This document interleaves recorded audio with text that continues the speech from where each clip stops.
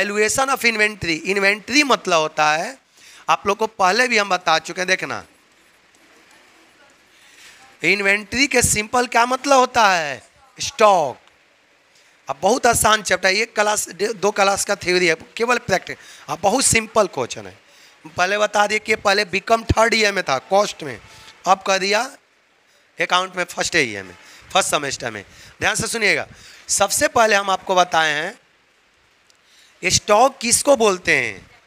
देखिए, any goods which are unsold, any goods which are unsold. ध्यान से सुनिएगा। लेकिन और स्टॉक आगे आप लोग को 3 टाइप का बताए होंगे हम, stock of raw materials, stock of WIP work in progress, stock of finish goods. But यहाँ पर जो पढ़ना है ना, ध्यान से देखिएगा, यहाँ पर जो पढ़ना है स्टॉक ऑफ किसका पढ़ना है, स्टॉक ऑफ रॉ मटेरियल्स में नहीं पढ़ना है। समझ में आ गया। यहाँ पर जो मेनली जो पढ़ना है स्टॉक ऑफ रॉ मटेरियल्स, या नहीं तो दिया रहेगा स्टॉक ऑफ, यहाँ पर बस 3 चीज पर दिमाग लगाना है। यहाँ पर कितने चीज पर सिर्फ दिमाग लगाना है, सिर्फ 3 चीज। ध्यान से देखिए किस पर दिमाग लगाना। मान लेते हैं कि फैक्ट्री है, मान लेते हैं कि क्या है, फैक्ट्री है। कितना फैक्ट्री में रॉ मटेरियल आया, तो इसको बोलते हैं रिसिप्ट। इसको क्या बोलते हैं, रिसिप्ट। अमाउंट दिया रहेगा सब चीज। एक चीज ये हो गया कितना बाहर से आया, गो ए फैक्ट्री नहीं यहाँ दिया रहेगा, यहाँ पर दिया रहेगा, यहाँ पर गोडाउन रहेगा या स्टोर। गोडाउन में बाहर से कितना मटेरियल आया, रॉ मटेरियल। दूसरा आपका क्वेश्चन में रहेगा यहाँ पर फैक्ट्री है, यहाँ पर क्या है, रॉ मटेरियल कितना खरीद के लाए। समझ आ गया, हमने कितना रॉ मटेरियल खरीद के लाएंगे तो उसका गोडाउन में रखेंगे ना, या स्टोरेज रूम में रखेंगे ना, तो कितना हमने लाया, इस पर दिमाग लगाना होगा। दूसरा दिमाग लगाना होगा कि हमने कितना यहाँ से फैक्ट्री में इशू किया, इसको बोलते हैं इशू। इशू मतलब हमने प्रोडक्शन के लिए कितना भेजा। इशू मतलब यहाँ पर गोडाउन है, गोडाउन में सामान खरीद के ला के रख दिए, इसको कहाँ पर भेजेंगे, प्रोडक्शन के लिए। तो 2 चीज़ तो हो गया, एक कितना आया और कितना गया। कहाँ गया, फैक्ट्री में। समझ आ गया। और लास्ट देखेंगे कि कितना बच गया। लास्ट क्या देखा जाता है, बैलेंस मतलब होता है शेष। बैलेंस मतलब क्या होता है, मान लें कि हम खरीद के लाए थे 10,000 यूनिट, प्रोडक्शन के लिए इशू कर दिए, कितने से 8,000 यूनिट चला गया, कितना बच गया। बस इसमें यही कहना है, कितना आया, कितना गया, कितना बच गया। ये जो बच गया ना, इसी को बोलते हैं वैल्यू ऑफ इन्वेंट्री। ये जो बच गया ना, इसी को क्या बोलते हैं, कितना शेष बच गया। सबको समझ में आ गया। स्टॉक मतलब क्या होता है, खरीद के लाए थे 10,000 के, प्रोडक्शन के लिए इशू कितना कर दिए, प्रोडक्शन के लिए इशू कितना किए, 8,000, कितना बच गया, यही 2,000 निकालना पड़ेगा। हर क्वेश्चन में, हर क्वेश्चन में क्या बोलेगा, इसी को निकालना है 2,000। समझ आ गया। यही करेंगे, कितना आया कितना गया माइनस करेंगे, जो बच गया वो स्टॉक हो गया। कितना आया कितना गया माइनस कर दिया, वही क्या हो गया, स्टॉक। यही बस चार्ट बना के दिखाना होगा, कितना आया कितना गया कितना बच गया। हमको निकालना क्या है, यही बस 2,000। कोई दिक्कत है। इसको बोलते हैं value of inventory. Inventory generally किस पर वैल्यू होता है, आपको पहले बता दिए, कॉस्ट प्राइस और net realisable value whichever is less. But यहाँ पर तो वो सब कहने की कोई आवश्यकता नहीं है, यहाँ पर सब चीज़ खुदे दिया रहेगा। इसका स्टॉक अमाउंट निकालना नहीं, खुदे दिया रहेगा। बस कहना कैसे है, कितना आया कितना गया, जो आया उसमें से जो गया उसको घटा देंगे, जो बच गया वही क्या हो गया, हमको यही निकालना 2,000। कोई दिक्कत है। तो इसको बोलते हैं वैल्यू ऑफ इन्वेंट्री। समझ आ गया। इन्वेंट्री रिकॉर्डिंग सिस्टम लिख लीजिएगा। चलिए टॉपिक डाले तो inventory recording system, periodic inventory system, चलिए लिख लीजिए फटाफट।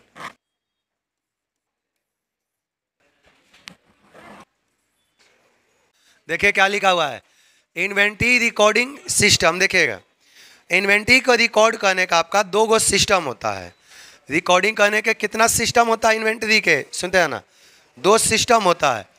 एक होता है पीरियोडिक इन्वेंट्री सिस्टम और दूसरा क्या होता है आपका, 2 मिनट, परपेचुअल। देख लीजिएगा, पीरियोडिक इन्वेंट्री सिस्टम में क्या होता है, इसमें बस प्रत्येक साल के अंत में, ध्यान से देख लेना, 1-2 लाइन का है। इसमें क्या किया जाता है, at the end of year, at the end of year देखा जाता है कि मेरे पास कितना स्टॉक क्लोजिंग बच गया।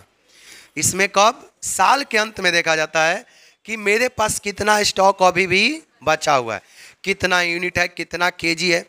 इसको बोलते हैं पीरियोडिक इन्वेंट्री सिस्टम।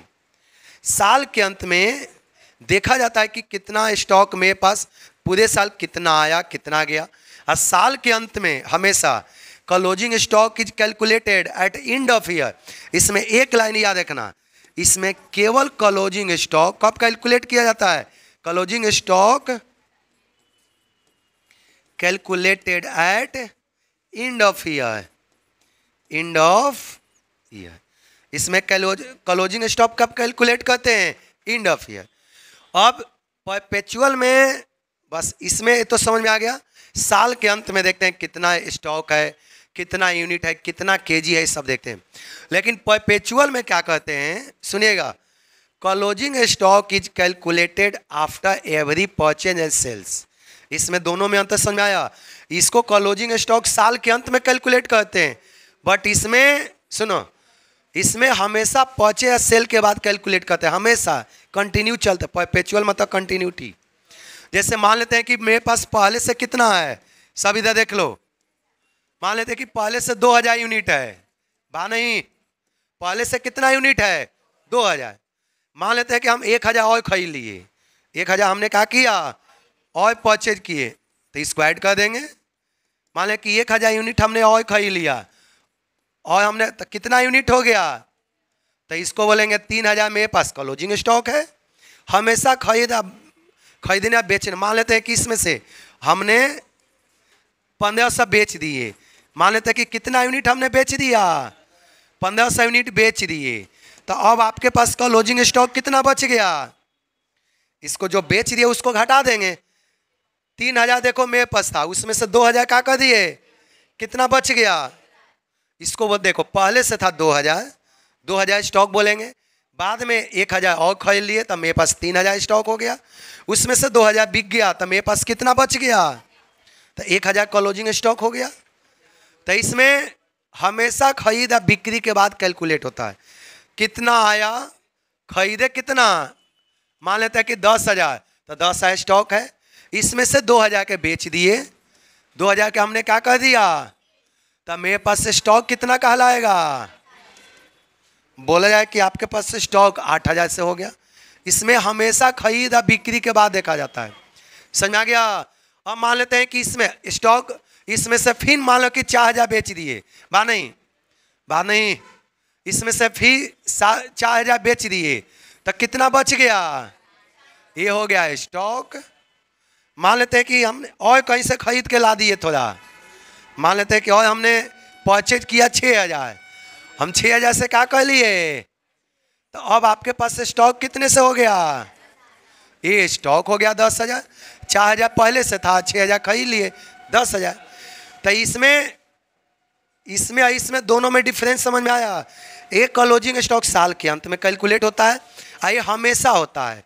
ये क्या होता है आपका, कितना आया कितना गया कितना बच गया, कितना आया कितना गया कितना बच गया, ये हमेशा रेगुलर, इसीलिए परपेचुअल बोलते हैं, जो कंटिन्यू चलते रहे, समझा गया। आप पीरियोडिक मतलब साल के अंत में कैलकुलेट करते हैं कि साल के अंत में कितना स्टॉक है, इसमें कैलकुलेट करते हैं कि हमेशा बेचने के बाद कितना बच गया, आप परचेज करने के बाद मेरे पास कितना हो गया। इसमें आप closing stock calculated after purchase and sales, समझ आ गया। परचेज एंड सेल के बाद हमेशा कैलकुलेट करते हैं। Closing stock is calculated at end of year, दोनों में डिफरेंस सबको समझ में आ गया। चलिए लिखना, अब 2 मिनट पहले देख लेना, ठीक, देखते जाना। इसका डिफरेंस में सबसे पहले दोनों में होता क्या है, देखिए बेसिक एजप्शन क्या होता है दोनों को ध्यान से देखिएगा। इसका हम बताएं बेसिक एजप्शन। बेसिक एजप्शन पहला क्या होता है, इसमें inventory is calculated at end of year. इसमें जनरली इन्वेंट्री किस कब कैलकुलेट करते हैं, साल के अंत में, समझ आ गया, यूनिट में, केजी में कितना बच गया, क्विंटल में। बट इसमें क्या कहते हैं, inventory is calculated after every purchase and sales. सबको समझ आ गया। इसमें कैलकुलेट करते हैं कि परचेज के बाद कितना बच गया, सेल्स के बाद कितना बच गया, खरीदने के बाद कितना हो गया या बेचने के बाद कितना बच गया। चलिए पहला टॉपिक लिखे फटाफट। अब देखना, इंफॉर्मेशंस पीरियोडिक इन्वेंट्री सिस्टम है, बात नहीं, बात वाला आदत नहीं, देखिएगा। इंफॉर्मेशन पीरियोडिक इन्वेंट्री सिस्टम में स्टॉक की जानकारी कब होता है, साल के अंत में। इंफॉर्मेशन मतलब सूचना। इन पीरियोडिक इन्वेंट्री सिस्टम में स्टॉक की जानकारी कब होता है, साल के अंत में।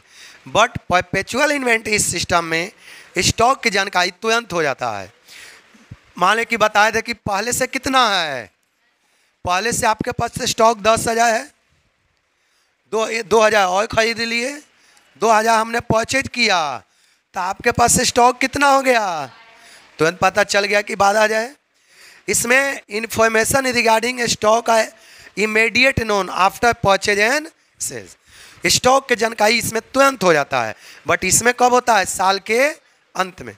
कोई दिक्कत, तुरंत सूचना मिलता है, इसमें सूचना कब मिलता है, इसमें साल के अंत में मिलता है। चलिए अगला पॉइंट देखना, कैलकुलेशन ऑफ इन्वेंट्री। देखते हैं ना, पीरियोडिक इन्वेंट्री सिस्टम में इन्वेंट्री का कैलकुलेशन तुरंत हो जाता है, डायरेक्टली होता है।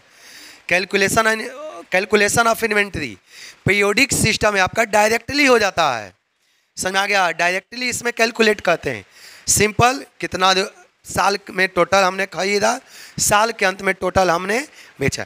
इसमें कोई दिमाग लगाने की जरूरी नहीं होता है। लेकिन इसमें क्या होता है, इसमें बहुत सारा मेथड देखो बताएंगे, फीफो मेथड बताएंगे, लीफो मेथड देखो अभी बताएंगे, इसके अलावा एवरेज मेथड बताएंगे। अब बहुत ऐसे 8 मेथड होता है, हीफो मेथड होता है, हीफो सर, बहुत सारा आपका मीफो, क्या होता है, मीफो। लेकिन आप लोग का फर्स्ट सेमेस्टर में नहीं दिया उतना, 2-3 गो मेथड है दिया। वेटेड एवरेज दिया है, बेस स्टॉक मेथड, 7-8 गो मेथड होता है, लेकिन ये फर्स्ट सेमेस्टर में बस 2 या 3 गो दिया है, समझा गया। टोटल आप 8 गो होता है, FIFO, LIFO, average, HIFO, MIFO, weighted, base stock, अनेकों मेथड होता है, समझा गया। देखते हैं ना, लेकिन ये अनेकों मेथड के द्वारा कैलकुलेट होता है, बट ये क्या होता है, केवल सिंपल कैलकुलेट होता है। हमने टोटल कितना कैलकुलेट किया, टोटल कितना आया, साल के अंत में टोटल मान लें कि 10,000 के आया, साल के अंत तक हमने 9,000 के बेच दिया, साल के अंत में कितना के स्टॉक बच गया, बस डायरेक्टली हो गया। लेकिन इसको कैलकुलेट करने के लिए बहुत सा मेथड को अप्लाई करना होता है। आप लोग का इसमें से 2-3 मेथड सी पढ़ना है, ये पढ़ना, ये पढ़ना, ये एक वेटेड में भी जो मेथड होगा सब आपको कवर करें। टोटल 7 से 8 गो मेथड होता है निकालने का। चलिए लिखना, अब ध्यान से सुनना, सिंपल, ये पीरियोडिक इन्वेंट्री सिस्टम एकदम से सिंपल है। Under periodic inventory system inventory is easily calculated. Periodic inventory system में इन्वेंट्री को आसानी से कैलकुलेट कर लेते हैं, इसमें कोई ज़्यादा दिमाग लगाने की जरूरी, ये बहुत सिंपल कैलकुलेट हो जाता है। लेकिन परपेचुअल इन्वेंट्री सिस्टम में थोड़ा सा इन्वेंट्री कैलकुलेशन करना आपके लिए थोड़ा कॉम्प्लेक्स होता है, क्योंकि इसमें बार बार कैलकुलेट होता है, बार बार पूरे सालों भर करते रहो। बट इसमें ऐसा नहीं होता है, इसमें बस साल के अंत में, इसमें हमेशा कितना आया, कितना गया, कितना, बस दिन भर बैठ के करते रहो, यही समझ आ गया। तो ये थोड़ा सा कॉम्प्लेक्स होता है, बट ये वाला पीरियोडिक इन्वेंट्री सिंपल होता है। ये दोनों में कोई दिक्कत, ये कॉम्प्लेक्स होता है थोड़ा, ये क्या होता है, सिंपल। चलिए लिख लीजिए। चलिए लिखे कंटिन्यूअस स्टॉक चेकिंग, देखते जाना। पीरियोडिक इन्वेंटरी सिस्टम में ध्यान सुनिएगा, पीरियोडिक इन्वेंटरी सिस्टम में स्टॉक का चेकिंग कंटिन्यू नहीं होता है। पीरियोडिक इन्वेंटरी सिस्टम में आपका स्टॉक का चेकिंग कंटिन्यू, ये तो साल के अंत में चेकिंग होता है ना, कितना बच गया। लेकिन परपेचुअल इन्वेंटरी सिस्टम में स्टॉक चेकिंग कंटिन्यू चलते रहता है, कितना खरीद के लाए, कितना बच गया, कितना इशू किए, कितना बच गया। तो इसमें स्टॉक चेकिंग आपका कंटिन्यू चलते रहता है, बट इसमें स्टॉक चेकिंग कंटिन्यू, इसमें साल के अंत में, इसमें हमेशा ये दोनों में समझ आ गया। इसमें कंटिन्यूटी नहीं होता है चेकिंग का, बट इसमें चेकिंग का कंटिन्यूटी होता है, बराबर चेक होते रहता है। और थोड़ा सा कहीं भी गलती मिल गया तो स्टोर कीपर को पकड़ लेते हैं कि भाई ये क्या हुआ, वो क्या हुआ, समझ आ गया। लेकिन इसमें स्टोर कीपर को पकड़ना मुश्किल होता है, क्योंकि कब होगा, साल के अंत में होगा, और वो हमेशा चलते रहेगा। सबको समझ आ गया। चलिए फटाफट कंट्रोल, अब बताओ किस में कंट्रोल करना पॉसिबल है, देखते हैं ना। कंट्रोल देखना, पीरियोडिक इन्वेंटरी सिस्टम में लास्ट पॉइंट है, देखना पीरियोडिक इन्वेंटरी सिस्टम में कंट्रोल करना पॉसिबल नहीं है। ये हमने अभी थोड़ा सा पहले आपको बताएं, पीरियोडिक इन्वेंटरी सिस्टम में कंट्रोल नहीं कर सकते हैं। जब सब काम हो ही गया तो कंट्रोल करने के क्या होगा। जब पूरा बिकना था वो चल गया, फ्रॉड होना था हो गया, तब साल के अंत में जानिए कि क्या करोगे। समय पर जान जाते तो कंट्रोल भी करते, समझ आ गया। जो आदमी चोरी किया वो चल गया कहाँ कहाँ, तब बाद में जानिए कि क्या करेंगे। लेकिन इसमें कंट्रोल कैन बी पॉसिबल, इसमें कंट्रोल आसानी, क्योंकि इमीडिएट होता है, इसमें इमीडिएट चेक होता है। बट आपका इसमें इमीडिएट चेकिंग, तो कंट्रोल इसमें पॉसिबल नहीं होता है, बट कंट्रोल इसमें पॉसिबल होता है। कोई दिक्कत है तो जल्दी बोलिए। चलिए